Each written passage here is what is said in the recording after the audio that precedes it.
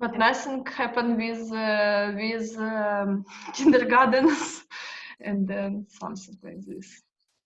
They opened the kindergarten? No. Yeah. A playground is open. Oh, okay. So playgrounds are open. Hello. Hello. Good to see you all here. Yeah. So, how are you all? Fine. As fine as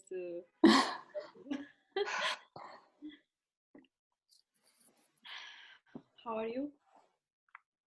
I'm okay. I just finished dinner very quickly, and I only read part of the chapter. So when I was reading that, I thought, okay, I really would like to ask Simona to lead the discussion today, because there's a lot of reference to the concentration graphs and the 3 to 6 classroom and the work cycle. So I don't know if anyone would like to start sharing. I guess it would be helpful for me, because I only come to observe once in a while in the 3 to 6 and 6 to 12. I'm not so experienced in that. I can share only some experience in the class with the work cycle and concentration graphic. Because we follow also some how to say some reglementation from the Ministry of Education in Romania. We have some routines, and we try to keep Montessori, but also to have those routines. But then again, when Susan came to our school, she gave us some guidelines. So I tried to change things, and I noticed that it's possible to go on in a Montessori way without that routines, because sometimes we were stopping the working cycle to go outside, because here they think children, they should go outside around 11, then they have the lunchtime, and usually we're used to it. Also in Moscow it was quite the same, to have in Ukraine also. Yes. So after talking to Susan and trying to find a way, I decided not to stop the working cycle, and to allow the children who wants to go outside just to go with the assistant. So we started to do like this, and one of the assistants was going outside in the playground with the children. Some of the children stay in the classroom or continue to work, and some of the children, they were helping to prepare the lunchtime, the tables. So it was quite nice, because I noticed that it was very natural and everything was flowing. So I was quite happy to see that you don't need just to stop the working cycle to make a circle time, because this is what we were doing before. We were stopping the working cycle. We were having like a small circle time, and announce that we can go outside, and then come back for the lunch. And it was unnatural like this, because some of the children, they didn't want to go outside. Some of the children, they didn't want to set up the tables. So we renounced to all of this starting from 2017, and it's working quite well. It's more peaceful, the whole environment, and also the teachers and the assistant, they feel more comfortable, because sometimes I want to go outside, sometimes my assistant wants to help the children to set up the lunch. So it's more natural. Like if you feel like going out, or spending some time in the classroom with children while working and helping them if they need, it's more like okay, I'm going to do what I like. And for the children also, it's more natural. Yeah.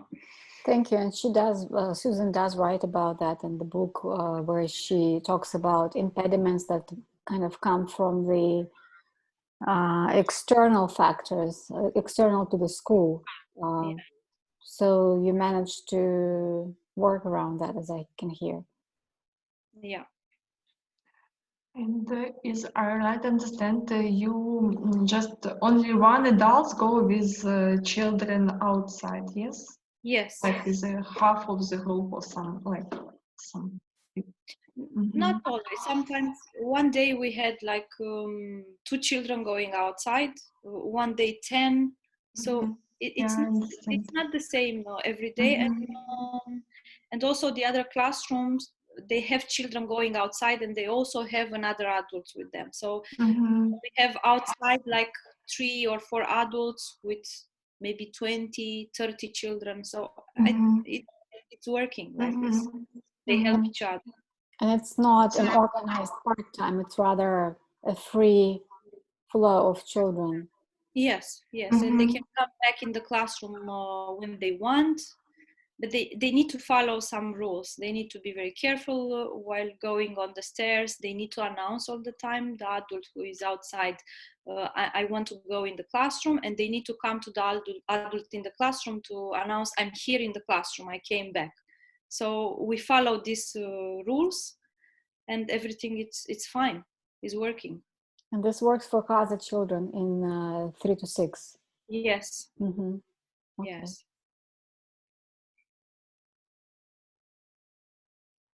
Excuse me, as far I'm also an assistant in a classroom, and I wanted to make sure if it's close to the playground when you go outside, if they're going by themselves to the class, is it safe like that to let them?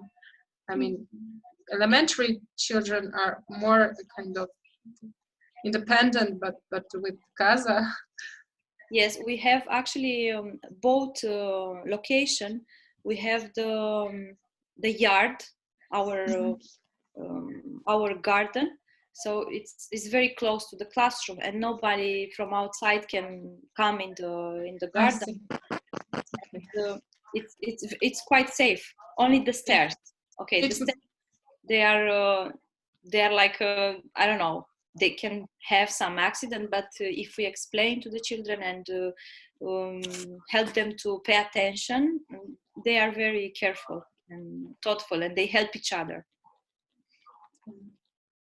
Thank you. For example, I remember in Moscow, it was quite difficult because cars were passing from. Yeah, exactly. The road. It was not possible to do like this all the time. An adult should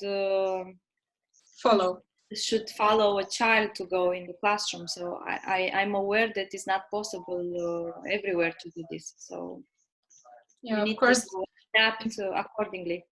If you have your own yard, of course, it makes things much easier and better for the children to let them. Of course, it would be nice to have such a tight time. Children are more independent. And for example, my classroom is at the first floor, and we have the fire stairs, which are not allowed to use it. But then we made a compromise, and we started to use just to go directly in the garden, not to go through the whole school and then to go outside. So the parents were quite open to do this, and also the management. So we explained to the children that these stairs are for when a fire is happening, but we can use it, but we need to be very careful while use it, because it's a different stair than inside. So I think if you talk to the children, they are very thoughtful, and they understand perfectly, you know. Yes. And they preserve themselves more than adults. Yes, they don't put themselves in danger, you know. We didn't have any accident. So thank you. I think we should trust them. I remember visiting schools in Portland, especially the school which Peter Davidson founded in, I'm not sure how many years ago, but I visited that in 2013. And I really enjoyed how the indoor environment continues into the outdoor environment. And for each age group, there are organized activities which are not just like playground activities, but rather they're little natural materials available, like there is a little path made out of nutshells, or there are some wooden structures which are really for exploration rather than for play, like in the playground where a specific play structure. So, and then it kind of continues into the larger outdoor views, and children can really see the hills and the forest, and of course there are those tall trees in that area. And that really made a lasting impression for me, because I could see how children can really explore the environment, not just being limited by the classroom, but rather having a choice of either being inside or connecting to the larger outside environment. That's so pleasant. It really leaves a very calming feeling. It's a dream. Yeah.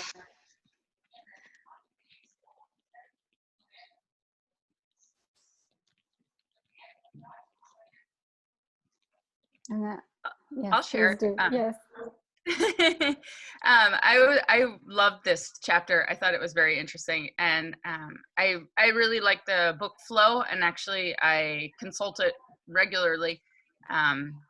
I don't know if you're familiar with David Kahn, who's the kind of the founder of adolescent research and work in the United States, but he references him a lot in his work. And there was a very strong emphasis on the philosophy in our training.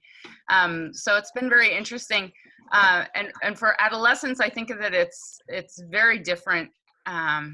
I had a lot of questions. I have a lot of things that I was kind of considering, you know, how can I transition them, you know, from the children's house to the elementary classroom, and then in the adolescent program, how things work differently and how things are similar. But I think really respecting the work cycle is so important.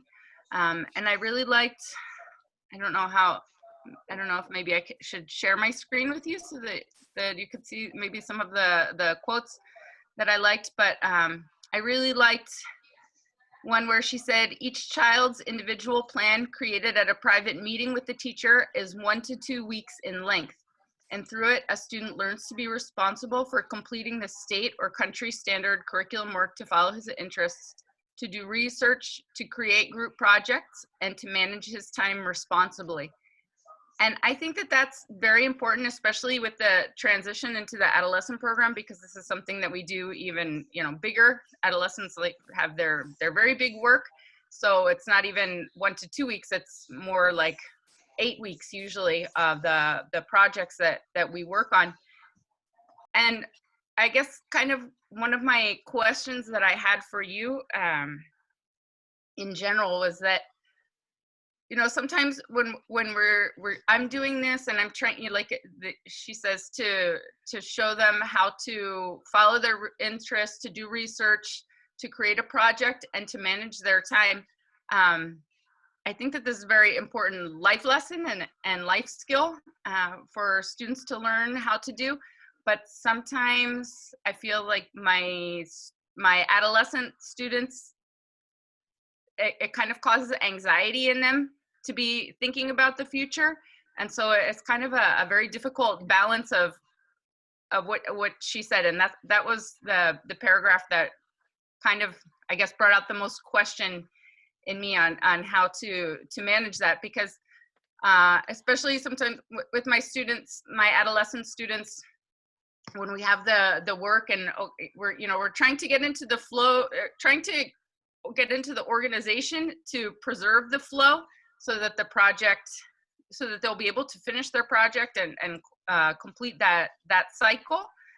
But then sometimes that, like I said, that they don't meet those dates or they don't meet those times, and then they feel guilty, they feel like they're procrastinating, then they get distracted, and then they don't have that fulfillment with their project. So with adolescents, it's very difficult to balance this, but it's definitely important to keep in mind and work with the students on. I don't know if anyone had any advice or questions. I just last year visited Ninhaus retreat, and there was a presentation of teacher in adolescence, and she show, I can find this picture. She show how they make different like circle in which they just show the which what students can do or something like their progress, you know, that some presentation, or I am not sure because I'm 0 to 3 and for me it's Very different. but she tells that they just, for example, color which project they finished, and they see all the like program and what's all the like how they can continue, and which it's not like they can choose, maybe it's not like one by one, but they can also choose different, but they see all the circle, you know, that they have to do. I don't know, is it like, it's like tutoring, work like a tutoring. They explain in what position they are, and where can they go. Mm-hmm. If you want, I can find just this presentation and send you. Yeah, if you don't mind, I would appreciate it. Thank you. Okay. I try to find. I would like to see that as well. That sounds very reassuring and calming. Yeah, I think I make a picture of this slide of this presentation, and I also have my written, and I can find it. Mm-hmm. Yeah, and I just wanted to share with everyone, I think most of you are practitioners for younger students in Children's House or in the elementary classroom. And I just wanted to say that I really recognize the work that you do, and it's so obvious to me. As an adolescent practitioner, my ideal would be to only have Montessori students that have been in the Montessori education since the time that they were 1 or 2 years old. But business-wise, that doesn't always work out, and sometimes I do accept students from outside. And it's really amazing to me, the Montessori students, the focus that they have, the respect and the boundaries that they can create for their own personal workspace, and how they can use their grace and courtesy to say, you know, like, I'm working, please leave me alone, go find somewhere else to work. And then difference with other students that come in from the outside. But it's very interesting to watch, but it's amazing to see. I don't know how much follow-up you do with your students as they progress through life, but for me as an adolescent practitioner, I'm always amazed, and I always go back and I tell the guides in the elementary classroom just what an amazing job they did, because you can really see how much. I think it really helps with the. He or she used the word happiness, and I have an issue with happiness as a goal for our students, but I feel that it gives them more self-confidence and more, I don't know, just more understanding of their mission in life when they're able to get into that concentration. So I applaud you, all of you that work with younger students, because it really does work. And I invite you to talk to maybe some of your students as they grow up, or keep in touch with the families so that you can see the amazing progress and the results. Yeah, thank you. And I also have a questions about 0 to 3 and maybe, oh sorry, maybe some of you have the same like practice with this graphics or something like this. Did you make it? Because I just give up with making some graphics in my work because I just can observe and make some notes, like, and I really know which works can take a deep concentration and like it's takes almost all the lesson, but I never did this graphic like in 0 to 3.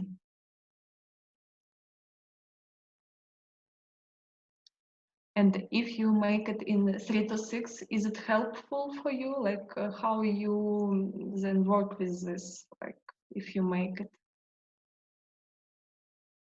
I started to do it 2 years ago, but before to do it, I read in advanced Montessori method because it was not very clear for me how to do it. First of all, I was in front of the page and I was anxious to put something because I was thinking, what if I'm going to put and it's not the true? Yeah, it's like my opinion, like.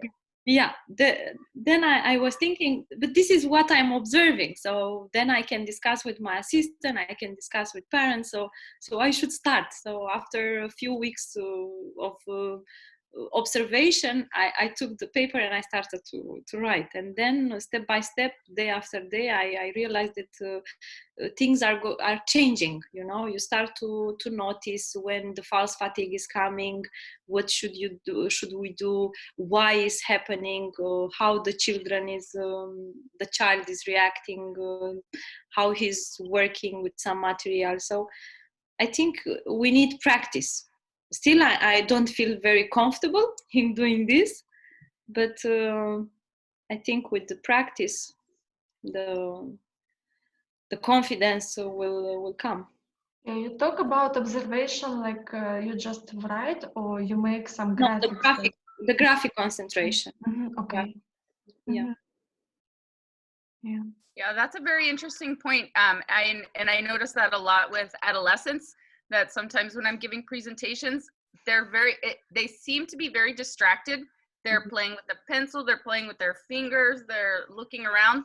But then I've had an experience that months later, someone will ask them a question about that presentation, and I remember very clearly they weren't paying attention, they're never going to know, and they remember everything. So even though it appears to us that they're not focusing or they're not listening to what we're saying, it goes into their memory. It always amazes me. But that's a very interesting point on the observation. How do you know? But yes, practice, lots of practice and experience, I think. And it's quite hard because I usually judge, you know, exactly as you said. I see that the child is doing something and I'm thinking, oh, he's not concentrating. So, okay, I need to do it more. So, yeah. You know, I really liked in this chapter, there is this reference of trying to add more materials to the class. And I remember this note that you shared with us. That is exactly about the opposite, right? Not adding materials, but observing more. But I was passing through this stage in the classroom. So in my first year here in Romania, so I had the classroom, and then I had the feeling that the children are not working. So I was thinking they need more variation. So I started to add all kind of materials, which were not very Montessori. And when Susan came and she asked me that question, what is the purpose of this material? I just realized that I have a lot of materials in the classroom which didn't have any purpose. So didn't help the children to concentrate, you know, to achieve concentration. So then I took out everything. So, but it was quite interesting, the experience. Yeah. We also had a great experience experience and experiment. In our course, we should observe lots of hours like in the classroom, and classroom work like a Montessori, but it wasn't like there wasn't any teacher trainers trainings, and they have lots of look like Montessori materials, and no practical life, almost nothing from practical life materials, and we change it step by step. We just observe few days, and then Patricia say, "Oh no, no, we just need to change everything because." And we see how children change and how their concentration also change. And then I also work before course like assistant from 0 to 3 in a class, which was prepare how we in Ukraine we have now in Ukraine we have our Montessori school. It's not me, but like some Montessori teacher trainings, and it's absolutely different kind of work of class. But sometimes it's really we want to put something interesting, you know. Just it's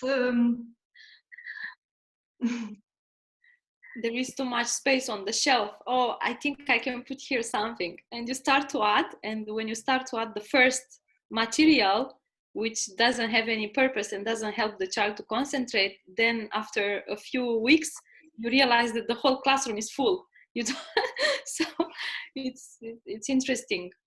yeah. I think that in 0 to 3 it's hard to understand because we have lots of material which is really Montessori, and we have lots of like we make it, and sometimes our handmade becomes absolutely without, like, we think that we have some purpose, and it's very hard to explain. Sometimes like it's happened with my assistant, they explain me that, oh look, I find this is very interesting, we can do it. Yeah.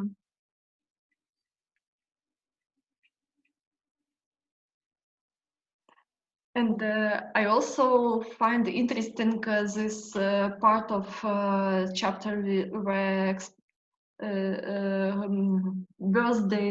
birthday celebration.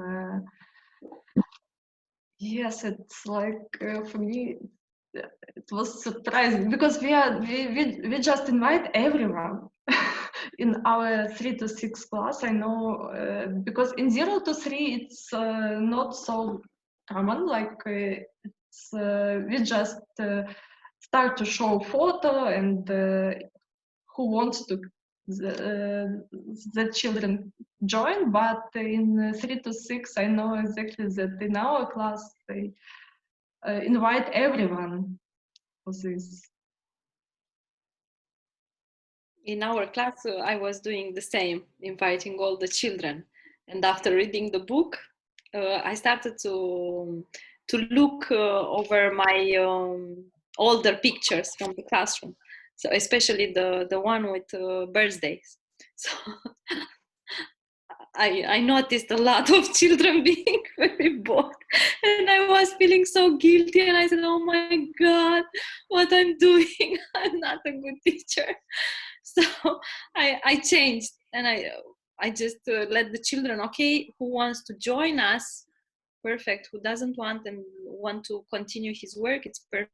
And it was amazing because exactly how Susan is writing in the book, you can hear children from the other side of the classroom who are involved in some work singing happy birthday to you while working. So it's like, oh my God, it's amazing, and he's happy. Is involved in work and also with us. So yeah. And I have a question here because I've observed different versions of birthday celebrations. What do you think happens really? Like, why do we sometimes get carried away a little bit and start allowing those birthday celebrations less and less compliant with the goal of Montessori? I remember there were very interesting episodes in all of our years. In the first year, in this past year, where there would be parents who really wanted to contribute to this birthday child having a blast experience, and then something would kind of leak into the classroom and then leak more, and then this would become completely not a Montessori episode. So how do you think this invades us? What's happening when we find ourselves in those situations? I had quite an interesting experience recently. I went to celebrate my son's birthday in the classroom, and they have quite a large number. There's about 40 children in the class, and it was Medlem. And you could see a lot of it was the teachers really trying to keep that control on the children, almost so that you could present something for the adult who was the parents who were coming into the classroom. And there was children that didn't want to be involved, but they were sort of they were invited, but it was kind of this idea that you're invited, but the child doesn't really have an option. It's not really an invite, because if they're somewhere else, then another teacher has to watch and keep an eye on them. So it just felt very, very tense. And when I read about it again through the chapter, I thought, I don't think I would even bother to celebrate it that way in a classroom again for myself. I think I would just try to do something very, very mindful of the child, and having them maybe celebrate it how they want to, like just maybe doing something a bit different, because I do feel like a lot more has come into the classroom that doesn't really fit the philosophy.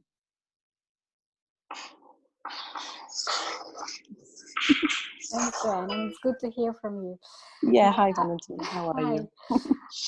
I wonder, sometimes I'm wondering, is that just our own experience growing up, like what we expect a good birthday celebration to be, influencing this, or is that us trying to not have parents upset? Like, I really wonder what is the motivation behind allowing those things in the classrooms. I think for myself, I think a bit of both. Just how we celebrate birthdays. We feel like a birthday should be celebrated. I remember when my son went from 2 to 3, he didn't want a birthday. He wanted to stay 2. He actually felt scared of this, what's going to happen when he turns 3. So, but for us, we think it's a big birthday, it should be celebrated. So I feel that kind of comes into it.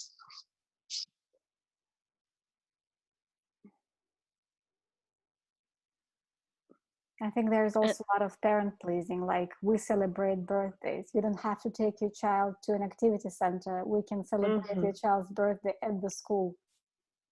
Yeah. I also think that on the teacher's part, when you're reading a lot about, especially when you're new and you're coming into a classroom, you don't know how these systems work. You go, oh, there's this Montessori birthday celebration, it's done like this, and you read about it, and then you try to implement it in your class, and you think that it's done in every single Montessori classroom all over the world, and you kind of have to participate, like the Pink Tower.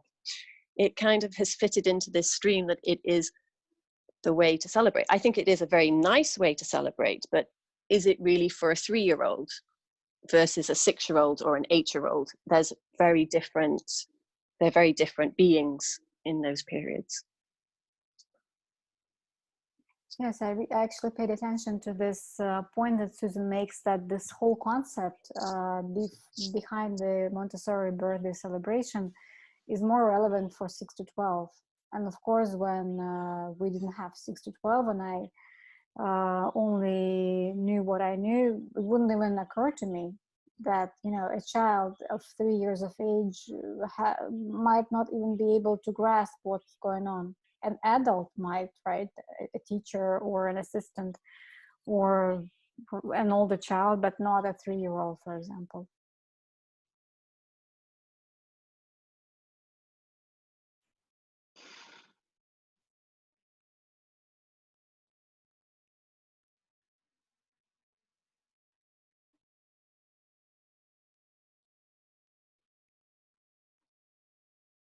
I wanted to also mention, maybe, I guess, changing the subject about, or maybe going back to what we were talking about before with the graphs.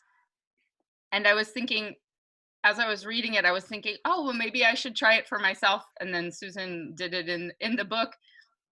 And then after I read everything, and she mentioned her conversation with her neuroscientist friend. And she says, once you are observing yourself being in the moment, you are no longer in the moment. And I said, wait.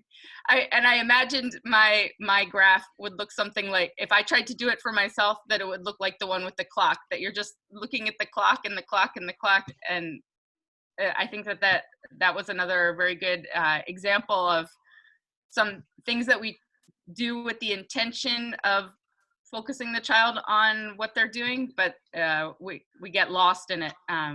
When she was talking about where was it, a remedial activity, but sometimes she sees it as a regular practice in the classrooms as a way of record keeping, and so just, you know, trying to see what you're doing to the day. But yeah, you're just clock. And it's going to be an experiment for myself. I would really, I'm interested in trying it to see what my flow is and how it's changed here while I'm at home and working at home, sitting down all day long, and then when I'm at school.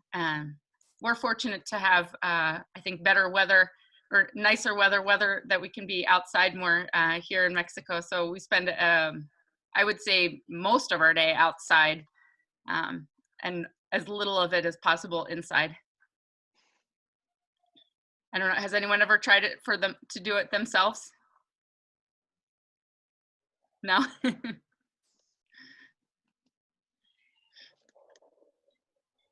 In Moscow, we have more like an organized park time or organized activity when children go outside, like for gardening or for any other seasonal activity with the adults. So it's not, at our school, it's not how the facilities are organized. We don't really have access to a safe outdoor extension that does not require adult involvement at all times. It has been like that so far. And I really would like to kind of connect to this part of the chapter where Susan talks about the natural environment and the free play and the outdoor exploration, like climbing trees. And there is this dialogue with a teacher from Finland. I really would like to hear your opinions about that, because there is this surprise on the interviewer's part, who doesn't understand how can children actually learn things. And then the teacher talks about how a person needs to relax so that the brain can learn. And I really know that often in Montessori classrooms, we still focus on the academic side. Of course, we remember about culture and about physical activities, but we often tend to focus around our materials, and especially the traditional Montessori materials, which are so beautiful and they're so attractive to us adults who didn't have Montessori education, that we might forget about those simpler things. And I wonder what your experience has been in terms of seeing learning happen in different ways. May I share? I actually was not planning to talk. I was more like going to listen more than to talk. But this is something that really, it's such an amazing experience when you observe the children on the playground. Once you see that someone found a worm, and then they come together and start watching this worm and discussing, is it a worm or it's not? No, it doesn't have legs, etc., etc. It's really amazing how children can find this their own kind of way of observing the nature and kind of making fun and their own games, exploring the nature in their own way. For instance, they're collecting different shapes and different kind of stones and building some paths, or making some fire, like not real fire, but the one that would be if you just. So it's really amazing how they explore, they learn through this play with the nature, with the leaves, for instance. They're really sometimes even simple things like boys. They love to play football, but once they don't have a ball, they just pick up some icicle and start to play just straight away, like it was not a big deal to replace it with the icicle. So it's for me, it's like I really enjoy observing them while they play on the playground, and even in the park. That's not quite a park, it's more like playground. So, but even in these circumstances, they find their own ways of playing and exploring the nature and developing us. For me, it's really amazing. So, and one more thing that came to my mind, and I would like to share regarding outside time. I also have a small experience of working with 0 to 3, and I've noticed that due to some bad weather, there were such cases that we were not going outside, for instance, and those moments were like ruining the whole concept, because at that moment exactly when we were supposed to be outside, children were so concentrated. So this was this deepest level of concentrations, where you sit, the assistants and the teachers just sit and watch the children working. And we were amazed because, but this is probably something that it might be just like, I don't know, exception. It not necessarily this would happen every day, we wouldn't go outside, but with toddlers, it's kind of different probably than with Kazakh children. So you should maybe also take into consideration your routines and how it goes, the time of this concentration changes, how it changes in your class and with the children in your particular case. So that's it. Thank you. And would you say that would be the 3rd hour of a work cycle in a toddler class when they were concentrating? That was my personal observation experience, and it was a couple of years ago, and I was very surprised because, but as you said, these outer factors, impediments, we're kind of, we can't switch it because we had this time that we're going outside, but sometimes when we didn't, due to the weather, I was like shocked. They were working even more, like it was so silent as never in the classroom in the morning, because morning is such a stressful time when they come, and you know, us as with toddlers, they don't like to get changed much. But would you say that there were also children under 2 years of age who were concentrating, or Well, 2 years and older? I would rather say that older. Mm-hmm.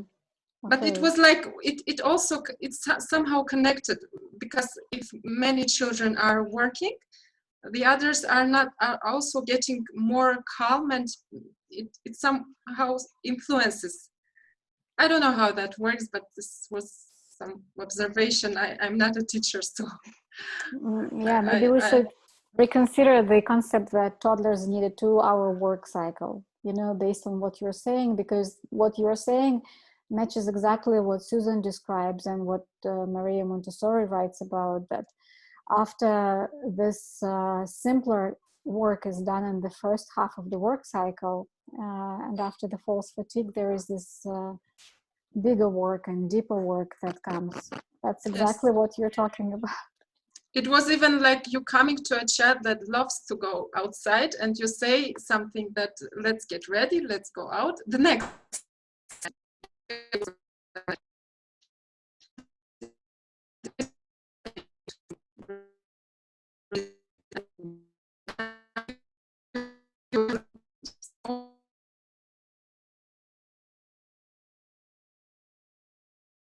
I can't hear. I couldn't hear you for some reason. I don't know if that's Me too. internet or not. well, maybe I was saying that the children, some children that love to go outside, they are coming to such a point that they just don't want to even listen, and they are so focused on what they are doing that they don't even hear you if you say, it's time to get dressed to go outside, let's go, let's get ready. Like, world doesn't exist at that moment. So it was something amazing that I've observed, but as I say, that not necessarily that's the rule. Maybe that was some exception from we should maybe observe more and make some pilot test or something like that to Yes, you know, I've heard Susan talk about that, and I remember before when the Maria Montessori Institute in London offered training. It was a training for ages, for teacher to teach from 2 till 7. And then Susan talks in a different book about how she would accept a child into her classroom on the child's 2nd birthday. So children 2 years and older can all obviously follow that work cycle, from what I hear now. So it's an interesting observation. Thank you so much. So what you are saying, I also noticed, because this year in January I took over another classroom, and as I took it, I decided to try not to do the same things as with my first classroom. So I was talking to my assistant and I said, okay, let's try to just to follow the children and not interrupting the work cycle. So let's see what is going to happen. And she was asking me, what if we need to go outside because it's 11 or 12? And I say, no, there is no need. We need to follow the needs of the child. So let's see what is going to happen. And it was extraordinary, because in the first 3 weeks we didn't go outside. So my assistant, she was a bit stressed out because she was always in the sleeping room with the younger children. So she was stressed out because she was thinking, oh my God, they are not going to sleep, because they will be very, how to say, agitated because they go outside. But it was not like this. They were more peaceful, and it was more like silence in the classroom, and everybody was more relaxed. So I noticed that by the end of the week, some of the children, they wanted to go outside, but not all the classroom. So she was going outside with 1 or 2 children, and she was telling me, oh my God, it's amazing, how is possible the children don't go outside and everything is so fine. So it's working indeed. And based on that experience, would you say that that was a 3-hour work cycle, or what did that look like? Some of the children, they were coming, the arrival is starting at 8:15 in our class. and we closed the door around 9 o'clock. So some of the children, they were coming at 8:15 and they were working until 12 o'clock when we were to have lunch. Not the same thing, but they were finding things. And what I noticed that the younger children, like 2.5, 3 years old, if they were not involved in some activity, they were observing. A lot of observation, like the older children who were working. Exactly. Yeah. I took, I don't know, 2 years ago in my first classroom here, I took a child from actually not from toddler, but he was 2.2. So the parents actually, his sister was in my classroom and she made transition to an elementary. And the parents were telling me, okay, we don't want to put him in toddler. We want to start directly in 3 to 6. So I said, okay, let's wait until he is like 2.6 maybe, because he was wearing Pampers. But then in August, the parents, the mom talked to me and she told me, look, I'm having hard time. She's a doctor and she works a lot of time, and the father, he's also a lot of time working. So she said, I'm having hard time. We can't renounce to Pampers. And I feel that he really needs to be in the community. So can we do in a way to put him earlier in 3 to 6? And I said, look, I'm going to take it because I don't know. I feel that it's going to be much better for him in the classroom, even though he is 2.2, 2.3. So I said, okay, if you feel comfortable, you as a mom and you as a dad, if you feel comfortable to have him in this classroom, I will take him. And it was amazing because it was the only child who had a lot of progresses in a short time. And the older children, all the children, they were taking care of him because he was the younger.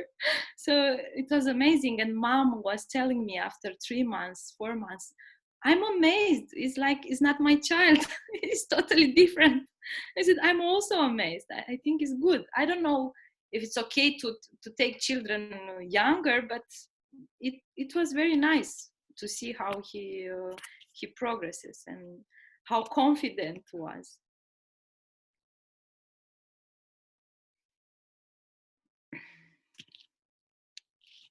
And what happened with the diapers, actually? He renounced to diapers, but we didn't put pressure. We were helping him. He was not wearing Pampers in the classroom, but the parents told us that, okay, when we are taking him picking him up from school, we are going to put Pampers in the car. I said, okay, it's your decision. I don't recommend, but if you feel like, I can't force you to. But in the classroom, he was dressed up with clothes, and he had a lot of accidents, but everything was okay. So after 2 or 3 months, he was using the toilet. Yes. Yeah. No, and it was very, very nice to have him in the classroom. And the older children, they were very,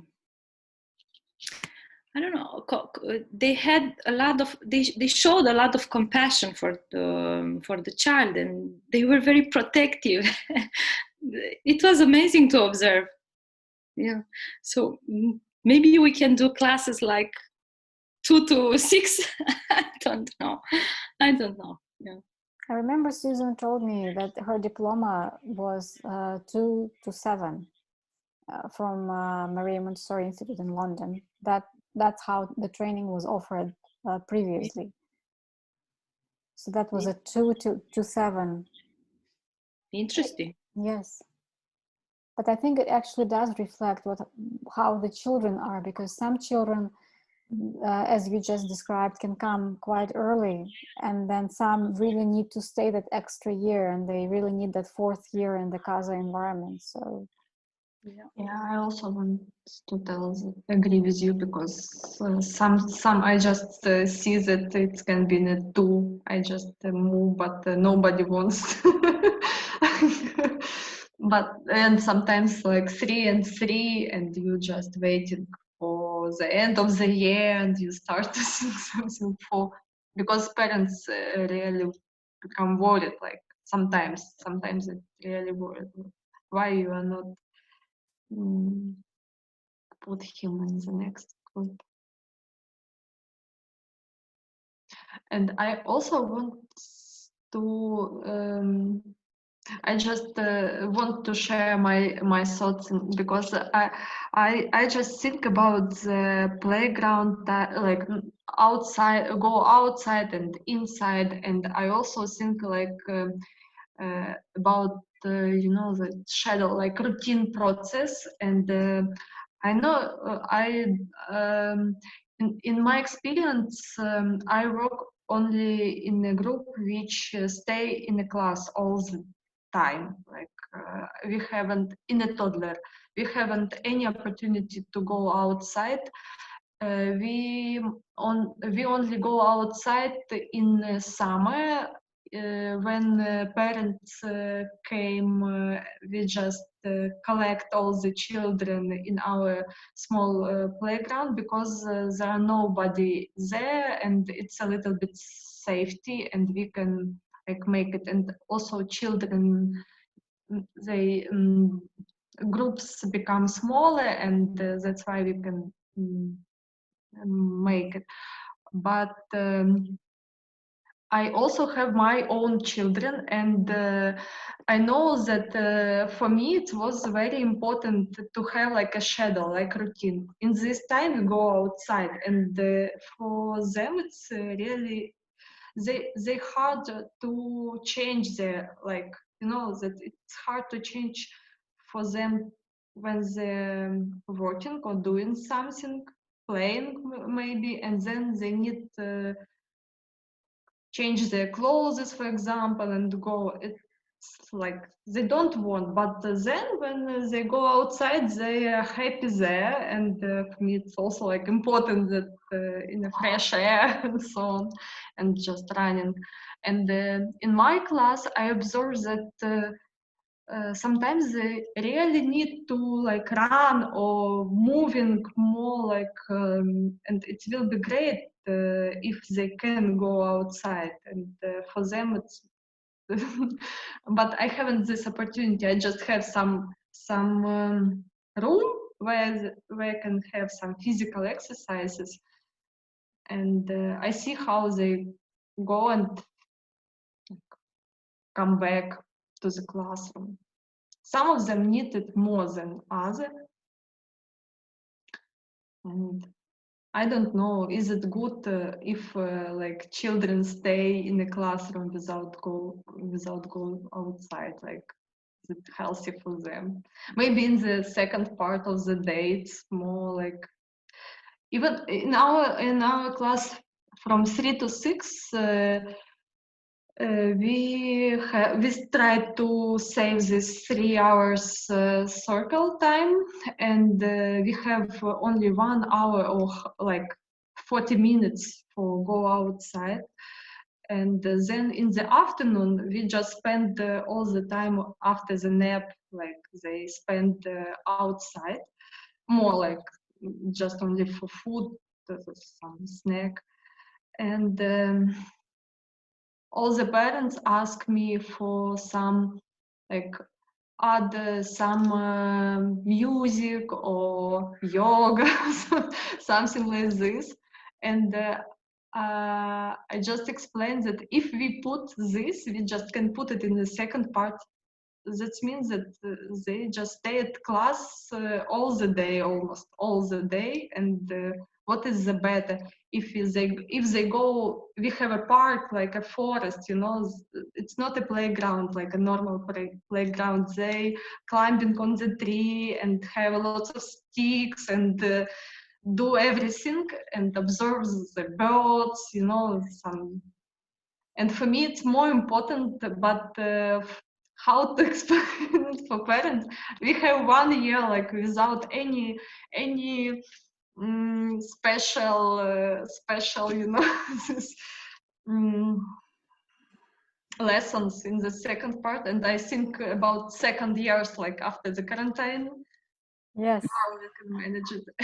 You know, that's exactly what I was going to say.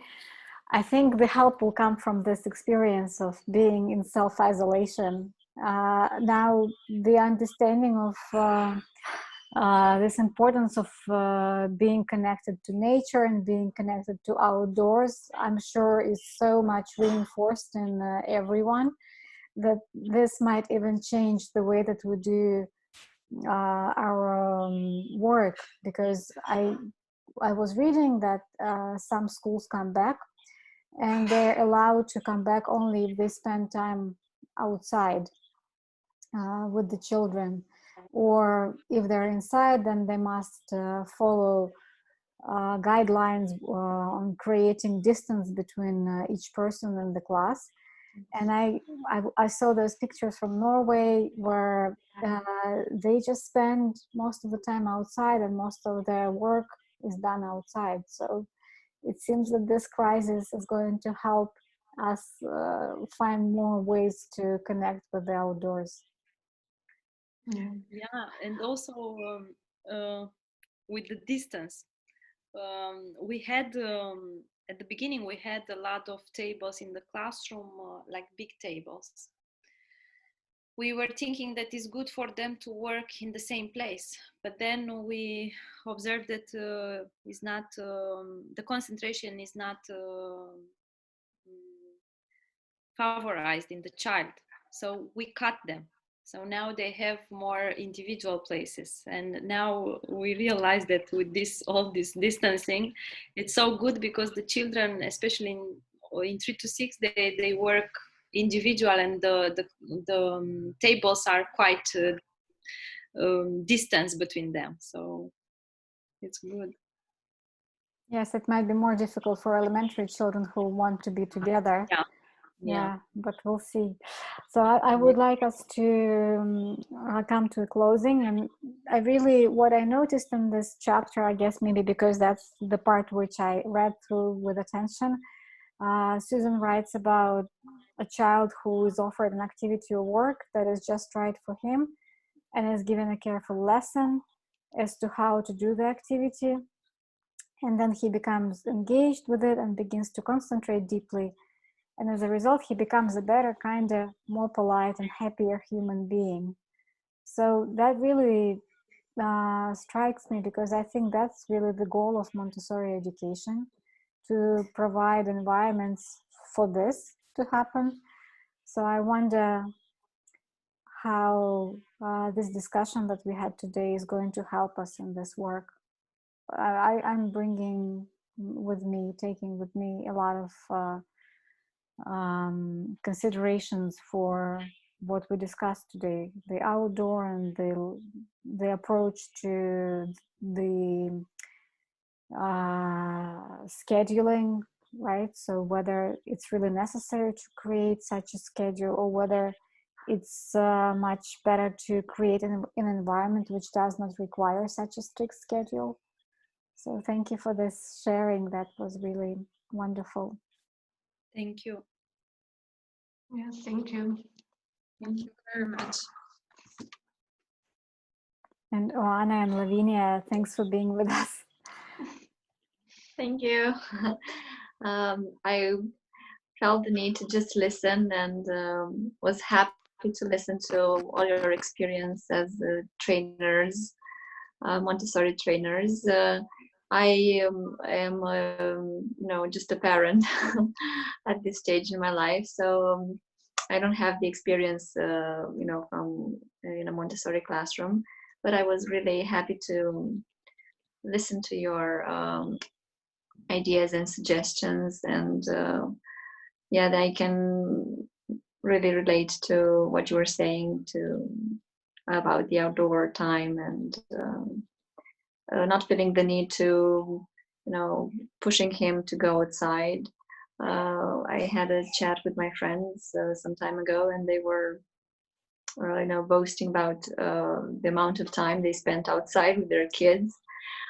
So I felt, like a pressure to increase the outdoor time. But and in the morning, I kept asking him, "Would you like to go outside and play? Would you like to go outside?" And search for some insects or do something, and he said no. And I was, you know, okay with that. I mean, if you don't want to, we don't have to go. But then I, you know, some days I try to be more persuasive and give him, you know, the motivation to go outside. But yes, I really think, and you know, my son is going to attend Simona, the school that Simona is coordinating in autumn. And while reading the leaflet, I really kept wondering about the 3-hour period, because it was mentioned that around 11 they get ready for dinner and kids were outside, and I did some math. There were not 3 hours, and I was a bit concerned.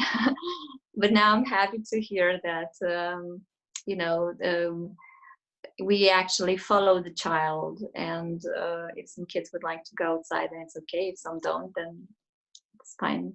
It's also fine. So thank you for all the sharing and the experience.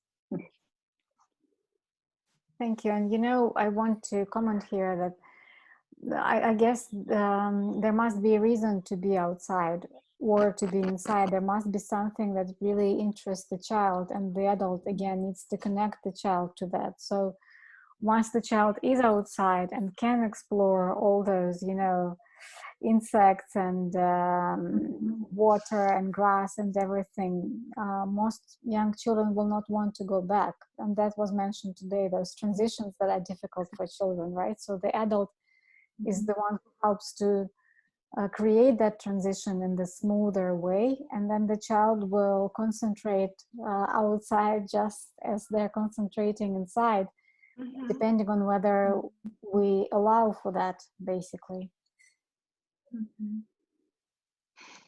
Yes, thank you.